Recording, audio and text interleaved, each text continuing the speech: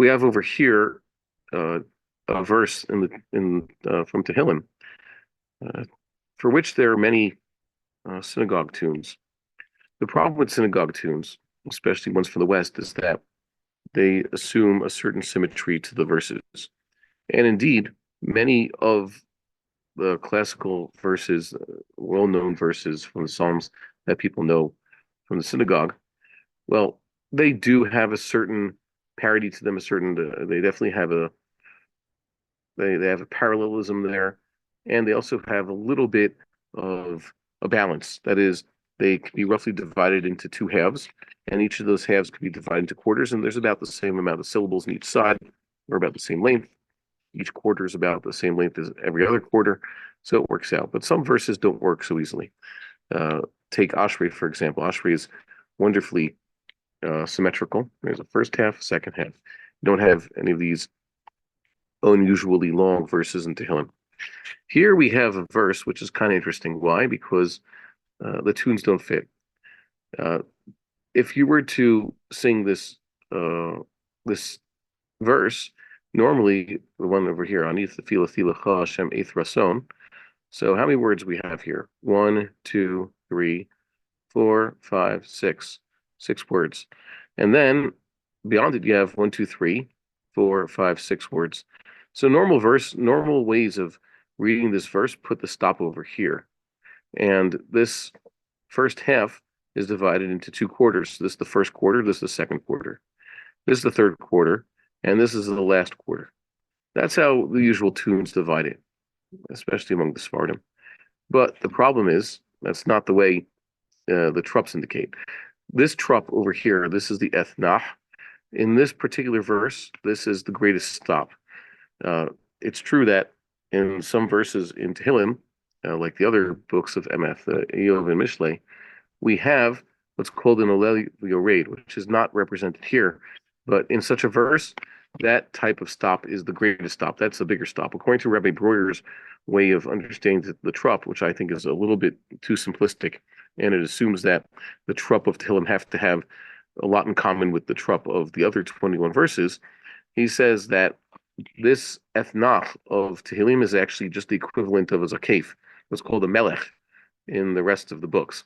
That is, in the rest of the books, you have emperors, the kisarim, the strong divisions, and that's the etnach and the siluk. And Rabbi Breuer opens up his discussion of this issue in saying the siluk is the strongest one. It's the only emperor in Tehillim. Everything else is just a melech. And the etnach is a melech, and in a verse that's extra long, the first half is its end is denoted by this ulev yored. Now, I could have accepted that perhaps the etnach is just like a melech, but the problem is it's not always the case, and the ulev yored seems to be. And if the etnach is not a kesar, then the ulev yored, when it does appear, is. By comparing verses that appear in both the Sifrei Ameth and in the rest of Tanakh, of which there are a few. There's a whole chapter, David's song at the end of the second book of Samuel, what they call the second book of Samuel, matches with the 18th Psalm. So you can learn a lot, even though they're not exactly the same. There are small differences in every verse. There is enough overlap that you can see that what is the Olev Yored in the long verses is the Etnach in the equivalent verses in Sefer Shmuel. But there are many Etnach also in Sefer Shmuel that is represented by the Etnach and Tehillim. So it's not 100%. Either way, the greatest stop in the entire verse is over here on this word. And one of the indications of that this is a great stop, is the fact that the word is chasdecha and not hasdecha. It's mil'el because it's a plausal form. And that's due to the etnach being here. So really, this trup over here is the Raviyah. This is the second greatest. This is the greatest stop within the domain of the etnach. And there's a secondary stop over here. Here, the pazer, by the way, I do not believe is a stop. As far as I know, the pazer in the books of Emeth is not a stop unless it's followed by one of these vertical lines, which makes it called the legarme on its own. So not legamre, completely like we say in modern Hebrew.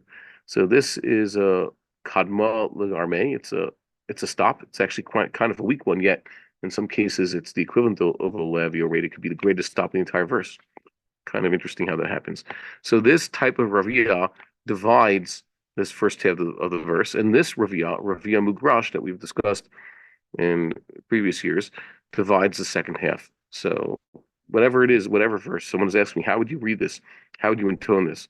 So I would say, Wani Tefila Adonai Thrason, Elohim Barov Hasdecha, Aneni Bemet Yishtech.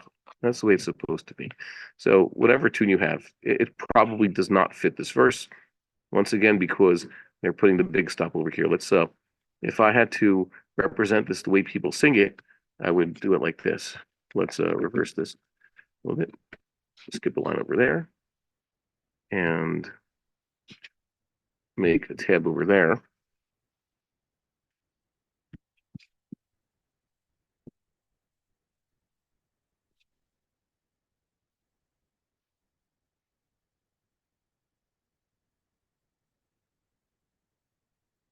Now the way this looks, this seems to fit the way people are singing it. First quarter, second quarter, third quarter, fourth quarter. What are you going to do? That's not the way it's supposed to be. And those who know the trouble would also know that. Next issue over here. This is from a recent Torah reading in the annual cycle. The annual cycle was reading Kedoshim this last week. This week they're reading Emor. And so I was asking about the breakup of particular phrases. Why in one case is it broken up one way, and in another case it's broken up another way. What he's asking about is over here. You have this declaration, Kedoshim to you, Ki Kadosh, Ani Hashem Elokechem. And over here, Ani Hashem Elokechem. Okay? Now, this actually is a sign off. We find it quite a lot of times. What does this mean, by the way? What does this mean in context? They say, this is, I have spoken. I am God, I have spoken, so to speak. Or some other, it reflects the way kings at the time used to make decrees. I am Hammurabi, or whoever's handing it down. So that's how you have it. Tipcha, who am I? I am the Lord, your God. Sometimes it's just I am the Lord. Ani Hashem, Ani Hashem, Ani Hashem. Now let's contrast with this with a little bit later in the pasuk. We have over here Ki Ani Hashem Elokechem. Ani Hashem Mekadishchem. What's going on? Why are these different? I would have thought that this would be Ki Ani Hashem Elokechem or Ani Hashem Mekadishchem. Why are these two different? Because these have a different function. Everything until this point, except in this case, Ki Kadosh Ani Hashem Elokechem, all of these examples over here are a sign off. They're a statement unto themselves, usually after an etnach or another great stop, okay, in context. And that's what's saying, I am who? Lord thy God. But over here, it's an explanation. Why should he be holy?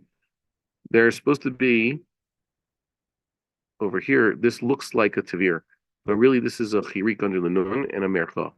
And the tavir under the word ki disappeared.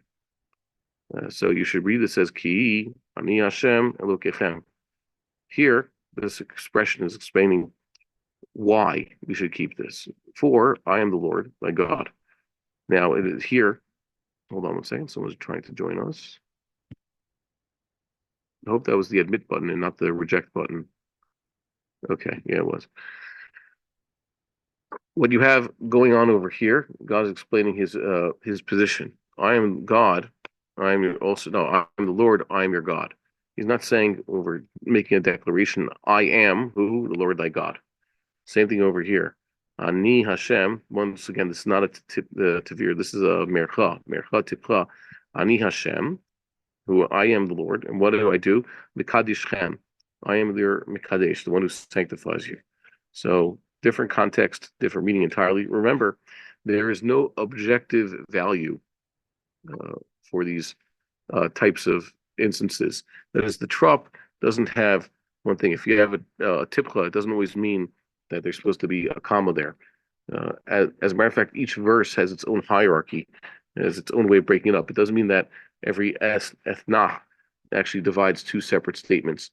Etnach is just the greatest stop within a particular pasuk, and a tipcha is always the stop before a siluk, unless there's an etnach immediately before it, in a rare case.